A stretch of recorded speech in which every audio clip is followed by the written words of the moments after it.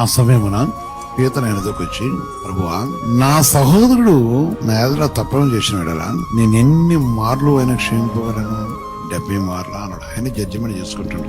7 మార్లు బట్టుక అని అడిగాను. అందుకు యేసు అతను తిట్టాను, కాదు 7 మార్లు బట్టికే కాదు, 70,000 అంటే నీ లైఫ్ లో బ్రతుకున్నంత వరకు క్షమిస్తూనే ఉండాలి. ఆమేన్.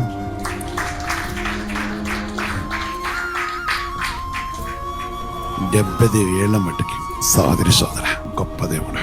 ఎందుకంటే ఆయన మన ప్రేమించిన దేవుడా, నాడు నేడు ఎగిరెత్తుకున్న దేవుడా. ఆయన మన ప్రేమించి ఈ మహాకృపను కలుగజేసిన వాడు. పరిశుద్ధాత్మ దేవుని సన్నిధిలో మనం ఒకరికొకరు క్షమించగలిగితే దేవుని యొక్క ఆత్మ మన మధ్య ఉంటున్నది.